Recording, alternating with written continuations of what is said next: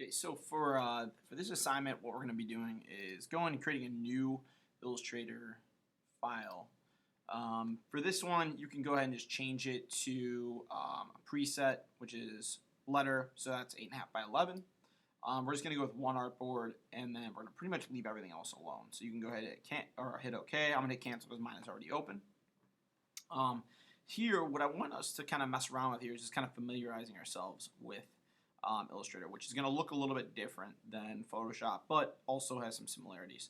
So what you're going to see here on the right side here, these may or may not be open. The one that we're going to pretty much use today is our layers. Okay, so something familiar, something from Photoshop. If you click on that, it's going to open up this tab. We'll talk a little bit about those layers as well. And in Illustrator, the layers work a little bit differently. You're going to have master layers, and then you're going to have sub layers.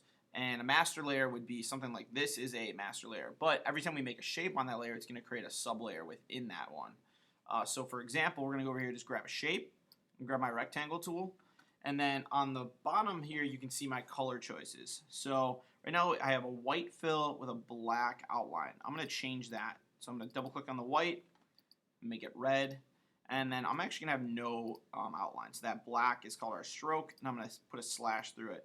So now when I go out here and I create that square, you're going to see it's going to fill it. Now, I'm going to go back, and another tool we're going to use is our selection tool. So it's our black arrow. Okay, don't use your white arrow quite yet. We will be using that pretty heavily, but for now, just a regular selection. And what I'm able to do with this is click on an object and go ahead and rotate it. I can stretch it out. I can, make it larger, or I can also, change the shape of it. So I'm going to leave my layers window. I'm going to pull it over here so you can kind of see it. And here's my master layer, and then underneath you can see my paths. Okay, so these are essentially our sub layers. So I'm going to go ahead here to my tools and get a different shape. So I'm going to go with the ellipse. I'm going to change the color of that ellipse. Now, the one issue, you can see there, I changed the color and it actually changed that square. The reason being I'm going to undo that Command Z is because it was selected. So before I go and change the color, I do need to make sure I have nothing selected, because otherwise it's going to change that color of a shape or a line or whatever you have selected.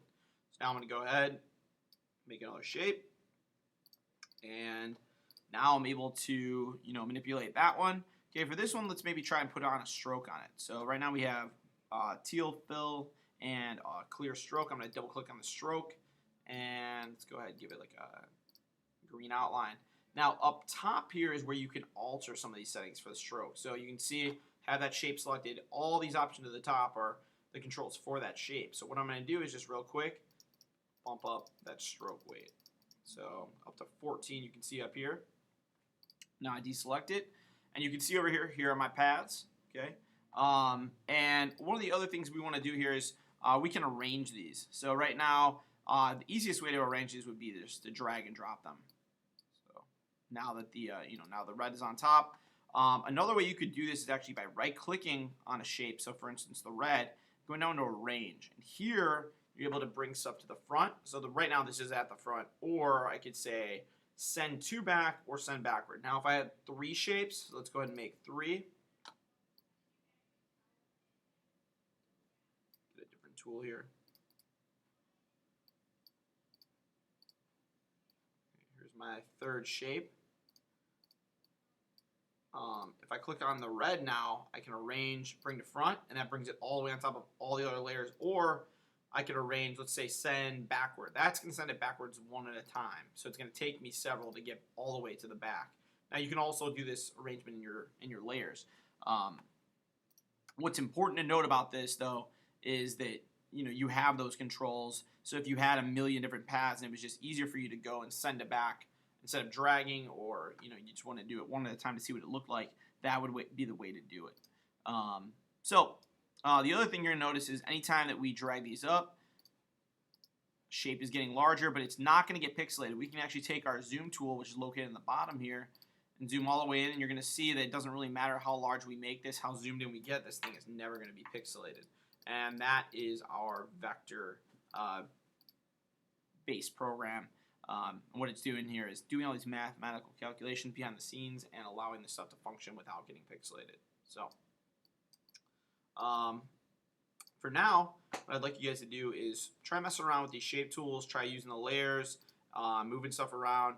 One other tool I'm going to show you is where I'm just going to go ahead here and select my yellow path because it's on top. And I'm going to go up top here to, let's see, and go to our transparency tab. You can also go to our window and go to transparency there. So that's another way if you can't find it. And what I want to do here is this is actually the controls for, I'm just pulling that one out. This is actually the controls for whatever I'm clicked on. So I'm going to click on using my black arrow, that yellow shape. And now you can see it pops up here. And then I can go ahead and make that somewhat transparent. Okay, so very similar to what's going on in Photoshop. A little bit different because usually that's in our layers tab. Now it's in our transparency tab. So I can go ahead and play around with that. All right, so your job is going to be to create a composition, create a design utilizing basic shapes. So we're only using this, our shapes tool, our black arrow to stretch stuff out, and then our color selections in addition to our layers and transparency.